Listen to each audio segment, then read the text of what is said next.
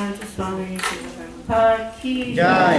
This Kandiviti founder, His Divine Grace, our Lord and Master Srila Prabhupada Ki Jai. Nantapuri Vaishnava Vrinda Ki Jai. Namacharya Srila Haridas Thakur Ki Jai. Prem Sri Krishna Chaitanya Prabhu Nityananda Sri Advaita Sri Gadadhar Sri Vasadi Gaur Bhaktivinoda Ki Jai. Sri Sri Radha Krishna Gopinath Shyamasundar Radhakan Giri Govardhan Ki Jai.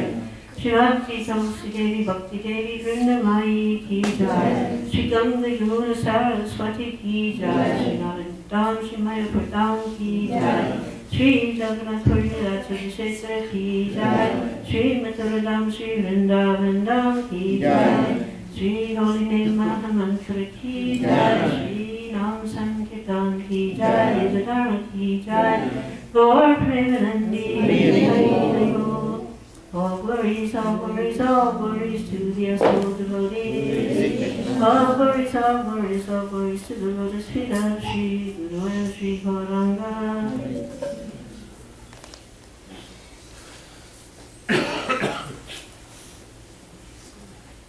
Hare Krishna.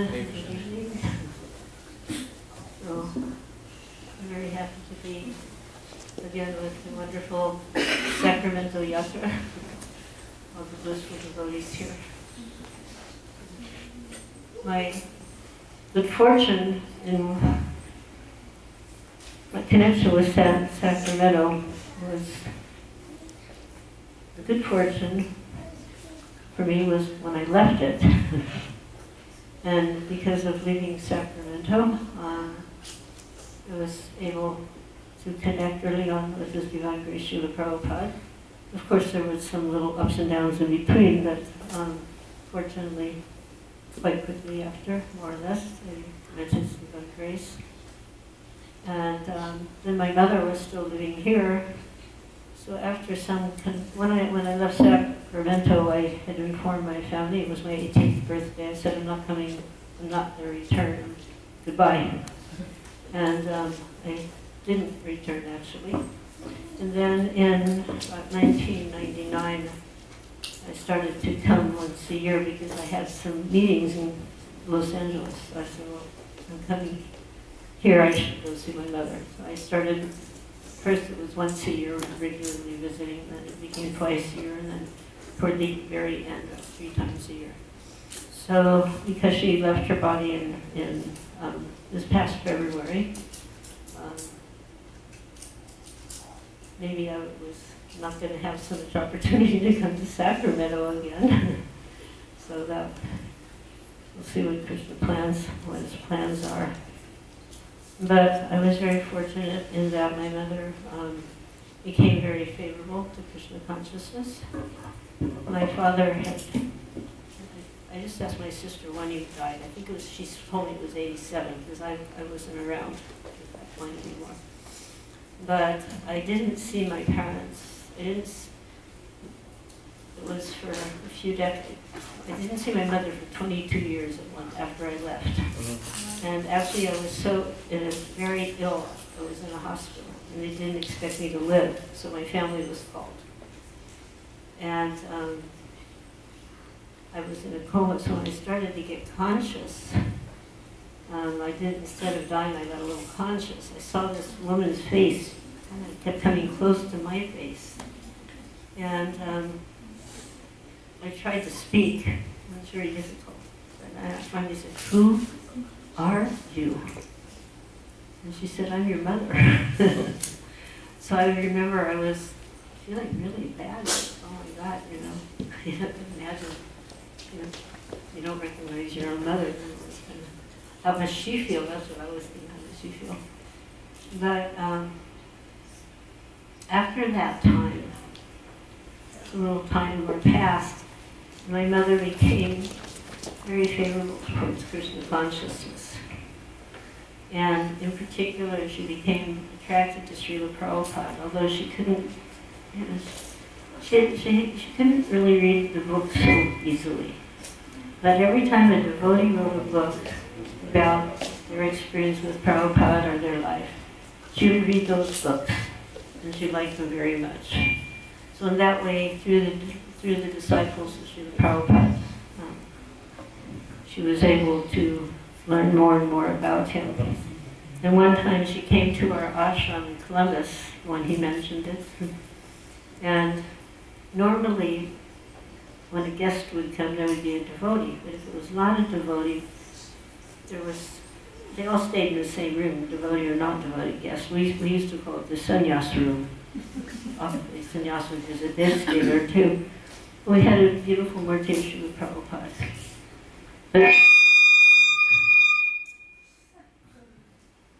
No comment. Although I'd like to make a comment. Anyway, when a non-devotee would come, I would remove the murti. But things had been kind of going kind of quickly, so somehow Prabhupada stayed in that room. And when we came, I brought my mom upstairs, and we brought her to that room. I said, oh. She goes, oh. She looks, and she goes, oh. And I said, oh, we'll take him out. You should go to into this other room. She goes, oh, but I like him. So I said, well, if you want him to stay, you have to give him water. Pardon? Should I put it up there? If it'll stay up, yeah. Okay. Yeah, I said you have to give him an incense and some flour and a fresh glass of water 2 times a day. And you have to put him to sleep at night. And I told him what to do. She said, I'll do that. So I was surprised and also very happy that she felt that connection to do that. It was very nice. And then we started having traveling Sankirtan parties. And the first party drove out to California in a one-way, it's called drive-away. You're driving someone else's car. In this case, the car was in Pittsburgh, but they wanted the car to be in California, so they have these arrangements till you drive the car out. And so the girls drove that car out. It was a van, and picked up our first Sankirtan van, which was being sold by some devotees in Southern California. So then they started going around, and they went here to Sacramento. And they stayed at my mother's house. And she was very happy to receive them. Then later on, I started doing cross-country tours from East Coast to West Coast and back again during the Rath Yatra festivals. I would follow the Festival of India, and we would have a booth. We had our own booth. It was the New Vrindavan Tourism booth, and we would help them set up for the Rath Yatras, and in addition to that.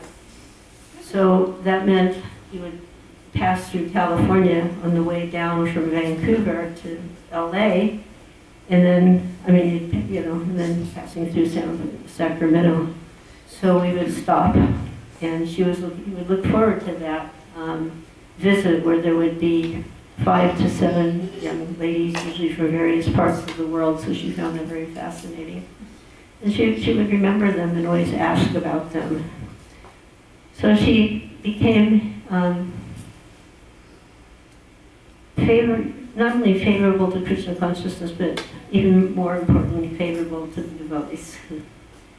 And so that was, I felt, a wonderful thing, because I hadn't personally been able to do much, but by associating with the devotees, she gained this favorable mood.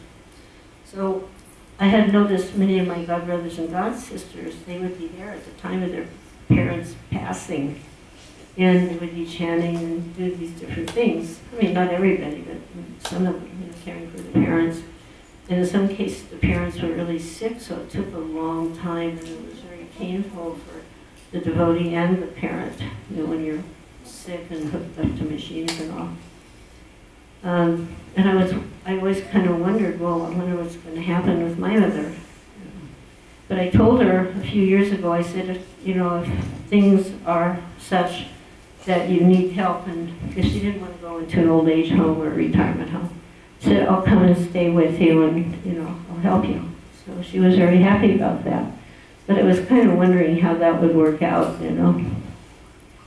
But Krishna, because I felt like it would be, you know, it'd be an awkward situation also, and to be just in like that type of environment for you know, unsure length of time.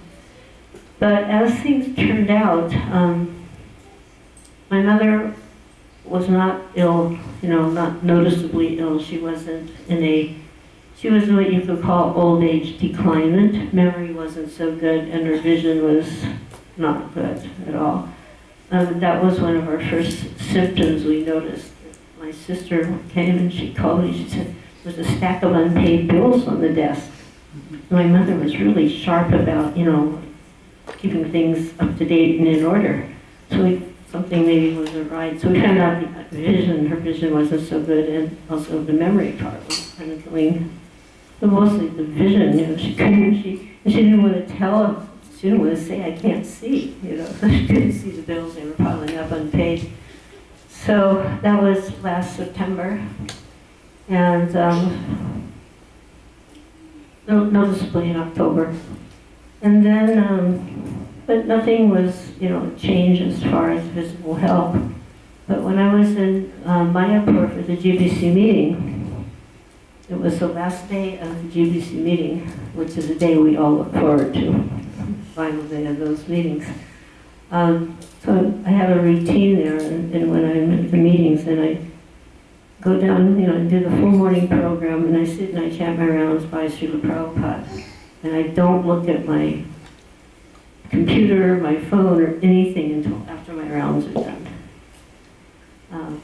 I chant, then I come up right before the Nrsimha prayers and take care of my own duties, and then go back down again. So that day I come up taking care of the last day, 16th of February. I came up, did that, and just for some reason I broke my habit, and I saw a little thing on my phone, which I use for a clock.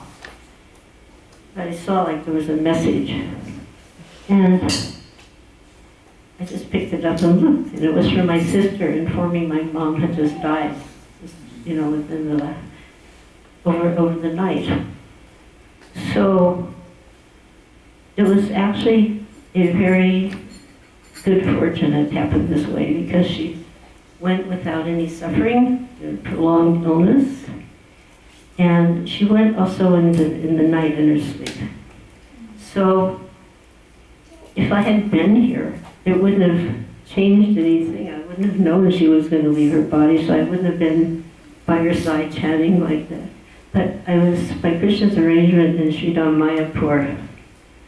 So wonderful things happened because of that. Right away I went down, and you know, you could have special pujas done. So I said, you know, for Nrsimha Devi.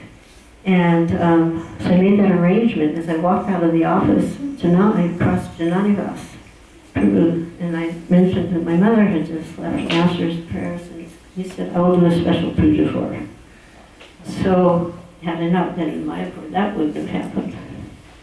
And then I went up for the GBC meeting, and on the last day of the GBC meetings, it is, if I describe it in one word, I would probably say 2 words, slightly chaotic. And the person who's the GBC chairman is sitting at the table, and everybody's just coming up, you know, urgently trying to get his attention.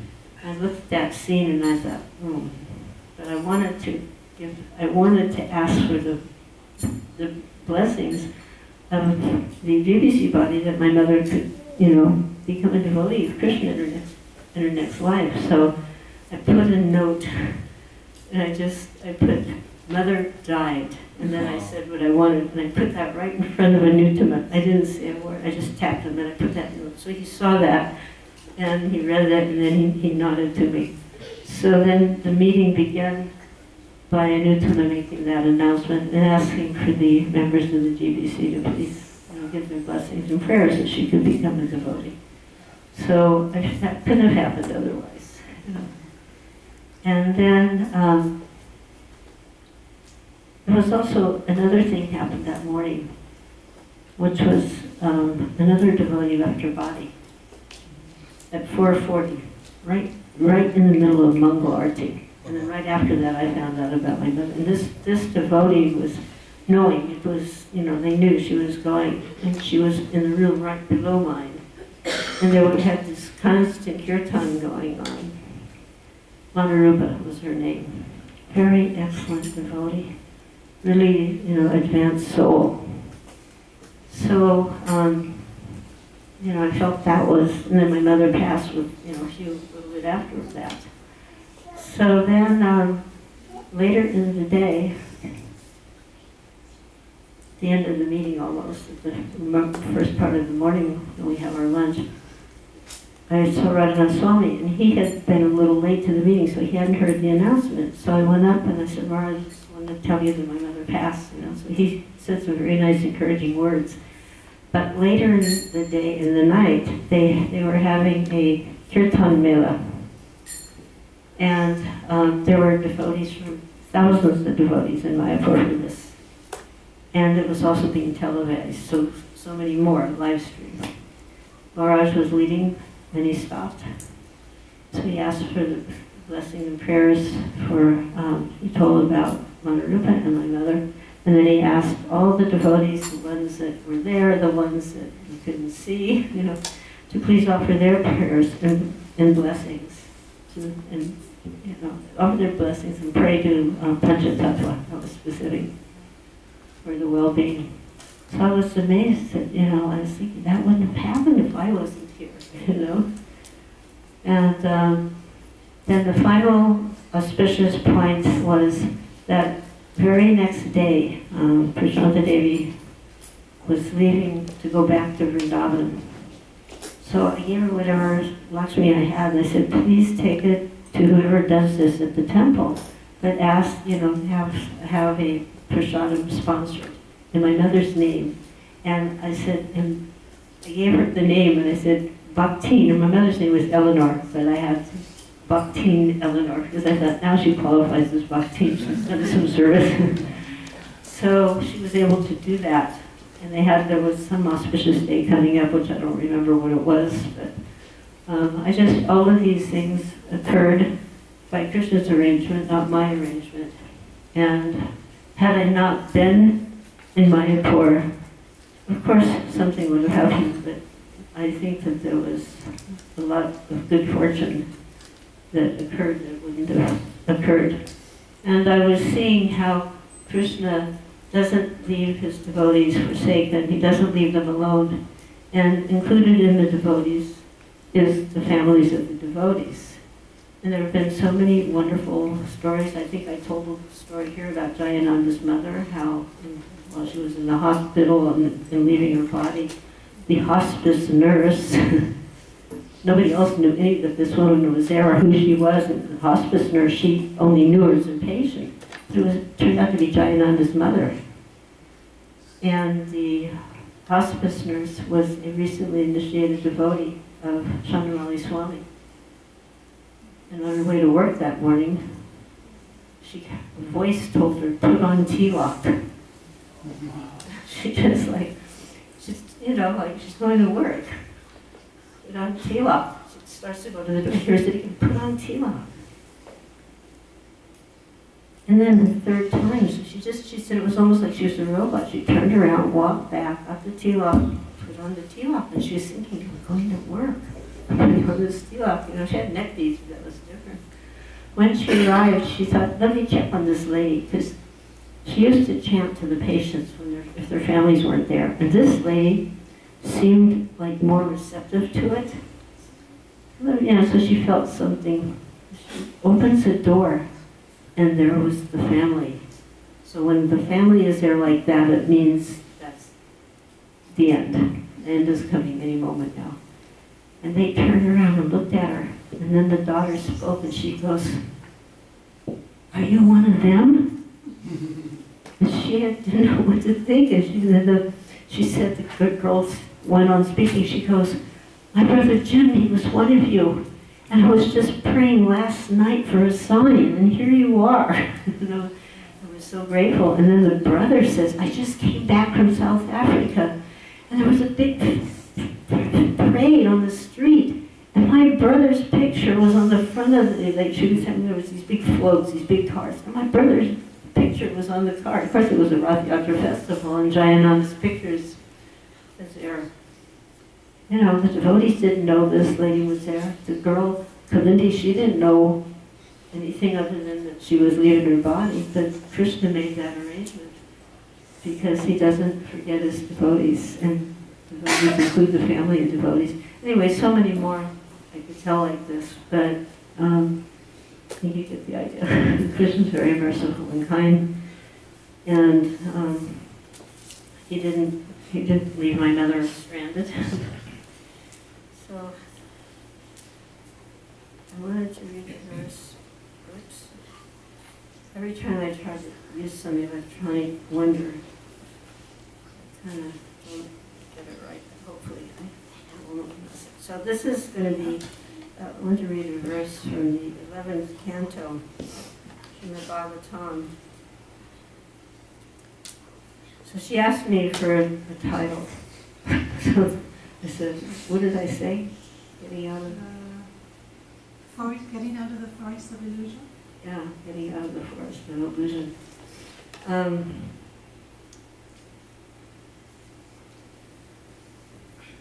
You know, how do we do this? You know, how do we do this? Do we even recognize we're in the forest of illusion? You know, another polite term for the material world. But I remember this verse from the 11th canto. It's text 14. And it's verse 21. Actually, the following verse 22, they both kind of go nicely together. But verse 21. Bhaktiham nikaya vrahaya shadayatma vyashatam bhakti penaktimanista swapakam bhakti sambhavat. So this translation is by the disciples of His Divine Grace. Only by practicing unavoided devotional service with full faith in me can one attain me, the Supreme Personality of Godhead. I am naturally dear to my devotees, who take me as the only goal of their loving service. By engaging in such pure devotional service, even the dog-eaters can purify themselves from the contamination of their low birth. The purport is short. Sammavat indicates jati dosat, or the pollution of low birth.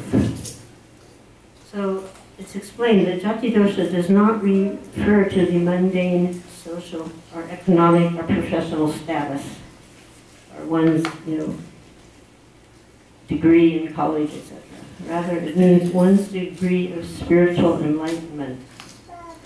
So all around the world, many people are born into rich and powerful families, but they often acquire abominable habits. And these habits are part of their so-called family tradition and their lifestyle. So it says, however, even unfortunate persons who are taught from birth to engage in sinful activities, even these people can at once be purified by the potency of pure devotional service. Such service must have Lord Krishna as the only goal, manishta, must be rendered with full faith, shraddhaya, and must be unalloyed or without any selfish motivation, vikaya. So, Om Bhagavate Shavana Shavaya Satyam Vasme Sri Devaya Namaha Sri Krishna Chaitanya Prabhu Nityananda Sri Advaita Gadadhar Srivasadi Gaura Bhaktivinoda Hare Krishna Krishna Krishna Hare Hare Hare Rama Rama Rama Hare Hare Hare Krishna Krishna Krishna Hare Hare Hare Rama Rama Hare Hare Hare Krishna Krishna Krishna Hare Hare Hare Rama Rama Hare Hare Vanshakapatarubhyascha Because in the way in Chapatitanam Avanjo, Aishwarya Namaha.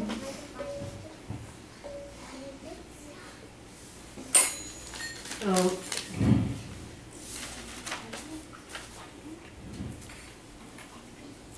we are in the forest of illusion, all of us who are conditioned souls in this material world.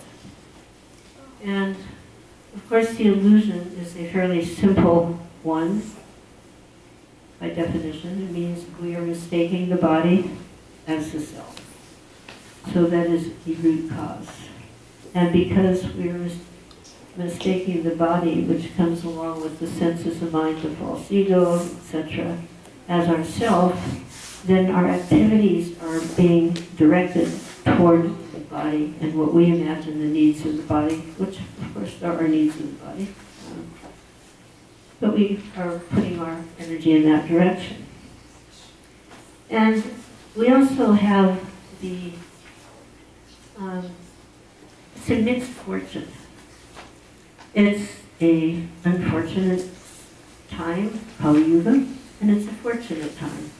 Because in Kali Yuga, we are given a simple remedy to extract ourselves from this dilemma. But it's a very bewildering situation, and there's so many symptoms that are apparent even at this time.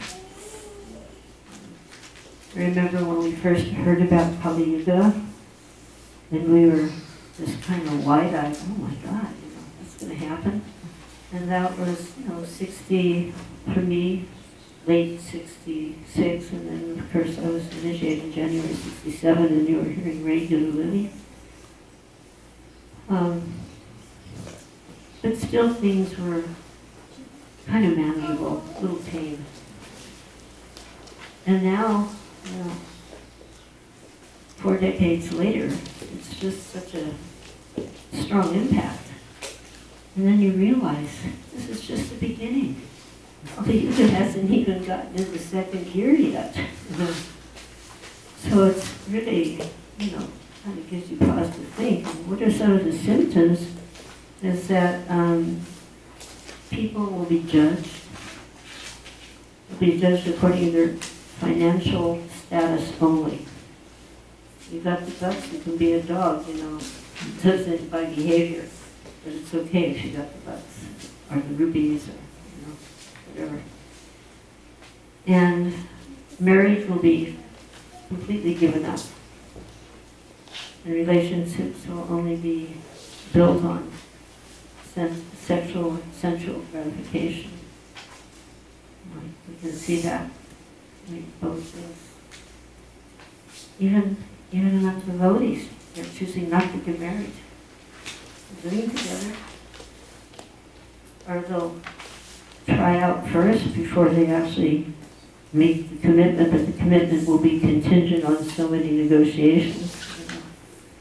So, that's already a kind of a shift.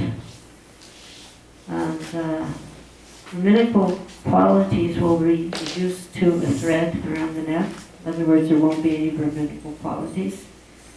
Remember one time Prabhupada was explaining how even the government is meant to protect the citizens, but the government will be stripping away any possibility of developing good moral character, any good Brahminical qualities, because it will interfere with their propaganda for their own personal desire for fame and wealth. Word jugglery, in other words, speaking very eloquently but saying nothing, will be perceived as being scholarly, as scholarship or learned. That was one of the things Prabhupada was telling us in the beginning, because we would meet these different yogis who had already come to America. And sometimes he said, okay, well, what did that one say? And usually we couldn't understand what he said. He was saying all these high-sounding words, but nobody could understand understand what he was saying, you know, it's a word juggler. And if you don't have money, then you'll be considered unholy. So, you know, hypocrisy will actually be seen as a good quality. You know. Things will be like topsy-turvy. It'll be seen as a virtue. You know. And beauty, this is coming from Bhagavatam. So beauty will be equated with the hairstyle, and filling the belly will be the goal of life. So families will become pulled apart. The more families that remain pulled apart by corrupt leadership, people will try to flee to the forest. But I mean, nowadays, good luck in finding a forest. You know, so much logging has gone on. You know, like last year, the year before, they had those horrific floods in northern India. And the cause of the floods was not that there was too much rain. There was a lot of rain. But because all mountains had been deforested. So there was nothing to absorb the rain. Like when you have trees and other plants, if you go up there, you just see it. They're bare. They're just barren peaks. So when the rains came, all the earth, there was nothing to hold it, nothing to detain it. It was just all these horrible landslides. It was quite a disaster. So even you can't flee to the forest, because the forests, they're gone. Famine and drought. So this year we had, erratic weathers. Heavy winds, cold, heat, rain, snow. So especially back east, we got the full brunt of the brutal winters. And of course, among mankind, quarrels, hunger, thirst, disease, severe anxiety. And this severe anxiety, of course, is actually a #1 topic: stress, anxiety, stress. And they're looking for bigger and better pills to cure it or medicate it. The maximum lifespan, will be 50 years, maximum. And reduction in size. Remember, Srila Prabhupada actually said 30 years. He said, 30 years, someone lives 30 years, they'll be considered a grand old man. at the end of Kali Yuga. Religious principles will be gone, Varnashram will be ruined, and the Vedic path will be forgotten because it will be systematically destroyed. And men will be reduced to the lowest level of Sudras. So these are some of the unfortunate aspects, and just open up any paper or any news apparatus on your and you just see one horrible story after the other. Families are getting just destroyed by the infighting in different countries, and every country's afraid of the ISIS, because they're just infiltrating like anything. And they're getting young people, 19, 20 years old, infiltrating and getting them to join. Really doing a good job of brainwashing them. I was thinking we should send somebody over and learn from them how they do this. And then get them back, make sure it's a person who knows what his mission is. And, maybe we should practice some of their techniques because these people are fired up.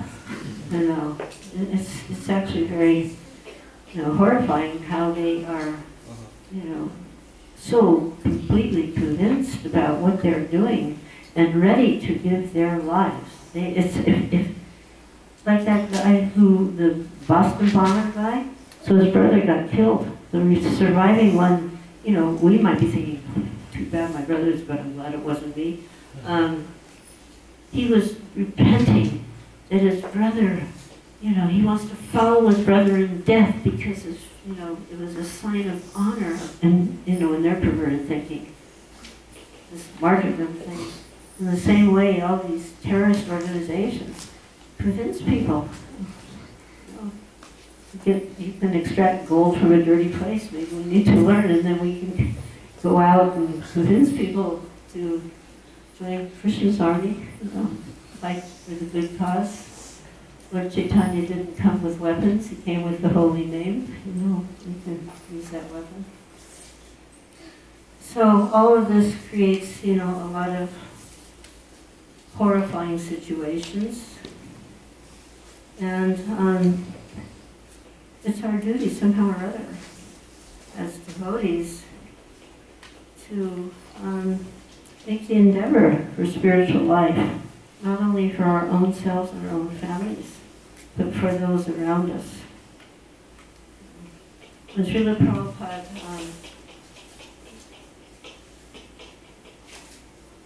put the 7 purposes of ISKCON together, so that was 1965. 66 was incorporated. So next year is at 50th anniversary. But the 7 purposes, when you look at them, and then you think about, well, you know, how do they pertain, let's say, to a yatra like in Sacramento, it is a very congregationally thought out, like you could say, formula for congregational preaching. So, like to systematically propagate spiritual knowledge to society at large and to educate all people in the technique of spiritual life in order to check the imbalances of worldly aspects of modern society. And the goal is to achieve real peace and unity of the world. So that was the first of the 7. So, in general, people in society are very much involved in worldly aspects of life, and they more, you know, the average person can more readily identify with the Grihastha devotees as opposed to a brahmachari, if there's any left anymore. You don't see so many even, and things have moved. It used to be the Hare Krishnas were identified by a sea of saffron, and now maybe you'll see, like here we don't see any, but that's normal now. That's the normal status now. So the Grihasthas, you're the ones who are carrying the torch. And by your example, you're preaching by example, so that others can follow Krishna consciousness. And at the same time, you are managing your families, your career duties, and other responsibilities that come along with the ashram, Grihastha ashram. So then you have these outreach programs like Bhakti Vriksha, Namhata, and other study programs. This little group here is not the only little non-temple centric group. I mean, it would be nice if there was a temple here, but nonetheless, the temple in your heart manifests here at this wonderful place every week. And there's other places, Pittsburgh also. You've been going on for, I think, over 10 years, isn't it? Pittsburgh, same thing. You know, they're continuing on. They don't have their own permanent zip code yet, but you know, that doesn't mean you can't get out there and preach. Doesn't mean you can't distribute books, perform Harinam, go out and you know, cooking classes in libraries and festivals, or theater festivals and other festivals. They can go on. So it becomes easy when there is a group of dedicated Grihasthas like yourselves that show by example how to practice Krishna consciousness. Then it's a very natural and effective way to systematically educate society at large in the techniques of spiritual life, which is the first purpose that Prabhupada put down. What is the time frame for the class? About 7-ish. 7 o'clock, 7:15. Okay. So And then the second one is to propagate the consciousness of Krishna, of God, as is revealed in the great scriptures of India, Bhagavad Gita and Srimad Bhagavatam. So this was also a very kind of revolutionary part of the mission. This is Iskanji Buddha mission statement. And when Prabhupada was writing these, he had a person, he didn't have disciples yet, he had a person helping him. And the person, he was, you know, he was friendly and he liked what Prabhupada was doing. But he was worried that if he said, propagating consciousness of Krishna, people, you know, like people don't know who Krishna is. So he said, maybe you should say God consciousness. And Prabhupada said, no, Krishna is God. He said, well, people won't know that. He said, therefore we will preach. They want some duty. So to propagating consciousness of Krishna, as revealed in the Bhagavad Gita, Bhagavatam. So for you, the congregation, through these outreach programs, the philosophy of the Bhagavad Gita is discussed systematically, you know, starting with the basic level and then gradually elevating to Srimad Bhagavatam, and other scriptures. But I do have to say that Srila Prabhupada did that side by side. In the morning was Bhagavatam class, and then in the evenings was Bhagavad Gita. So it wasn't like, well, first you do Bhagavad Gita, and then you go. So both things were going on simultaneously. And it was very effective. And the third is to bring the members of the society together with each other and near to Krishna. And he describes Krishna, the